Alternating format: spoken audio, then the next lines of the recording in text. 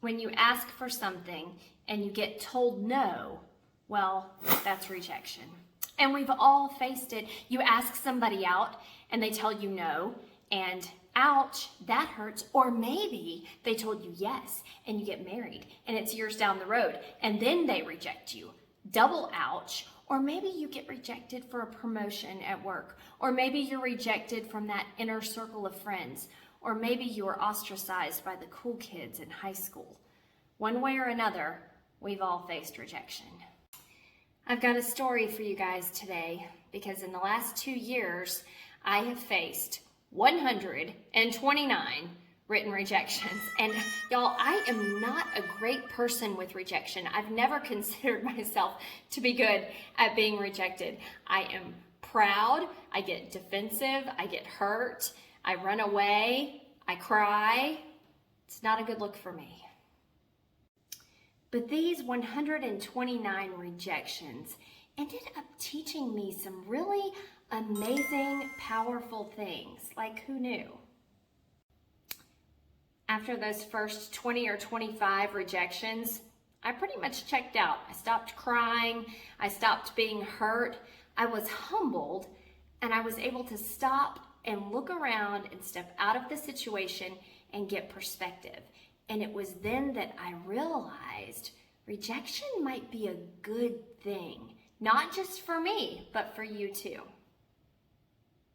So 2 years ago, I read Jack Canfield's book, The Success Principles. Oh, if you have not read it, I highly recommend it. It is amazing. I have read it or listened to it 6 times in the last 2 years.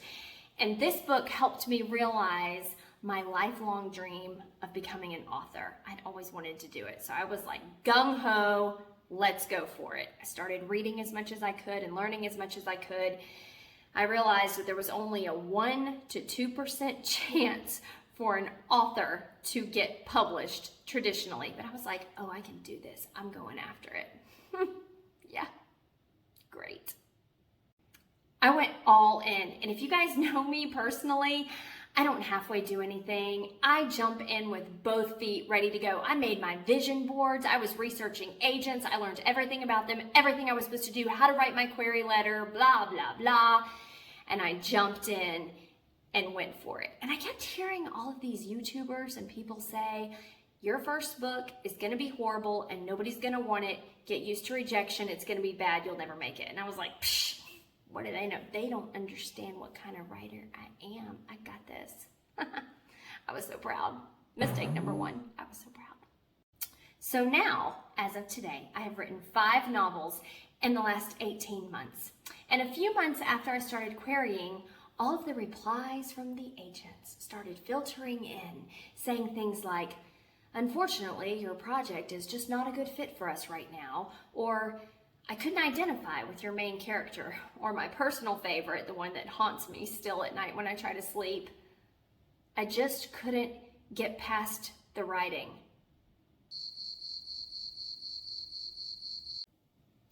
So it took about 6 months for me to rack up 129 rejections. I had like 2 agents request to see more of my work, and then they rejected me. So really, I guess it could be like 131 rejections, since I was eventually rejected after that. Anyway, 129 rejections. And I was devastated, but I was so determined, and I was like, I'm gonna keep going. And I didn't realize that this was a learning experience, and I was supposed to be learning something. So today, I'm going to give you the top 3 things that I learned, vitally important things that you can apply to your life when you're dealing with rejection. And here's number 1. Growth comes from pain.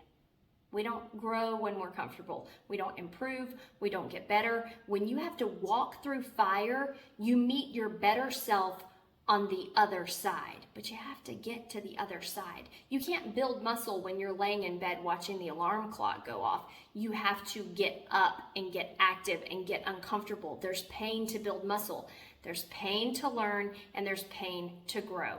So rejection, my friends, is growth. It's an opportunity for growth. Embrace it.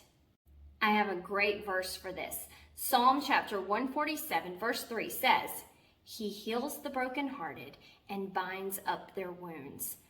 Even if you're being rejected, whatever you're going through, God is there. He sees your heart. He's walking beside you. And if you will be open to what he might be trying to tell you, you could learn something, which is what happened to me. Which brings me to point number 2. The second thing I learned from rejection. Rejection does not mean you're less than. I mean, it feels that way. It feels like I didn't measure up. I'm not good enough. It may just mean that you're on the wrong course and you need to change direction a little bit.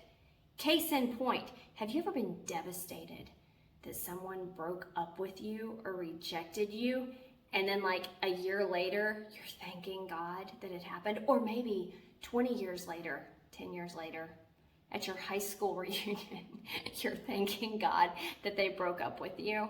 It doesn't always mean that you're less than. Sometimes it just means you need to change course and find a new path. There's opportunity around the corner. The day I realized my rejections were telling me to change course, I was about 120 rejections in. I was sitting in church one Sunday morning, and the preacher read this verse. Romans 12:6. Having gifts that differ according to the grace given to us, let us use them. And it was like somebody hit me between the eyes. I was trying to get published in secular fiction. I wasn't trying to get published in Christian fiction. I wasn't using my gifts for God. I was using my gifts just for entertainment and money and whatever else. I needed a change of course. So I went home that afternoon and I scrapped the manuscript I'd been working on for 6 months. I had paid a professional editor to help me with that manuscript. And I started over, because here is lesson number 3 about rejection.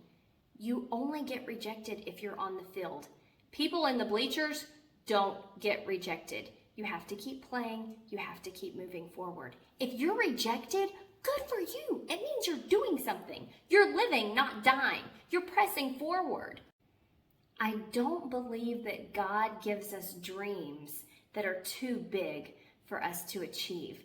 But sometimes when we're praying for God's will and he starts closing doors, when he closes 129 doors, like, get the message. He may just be telling you to go a different route.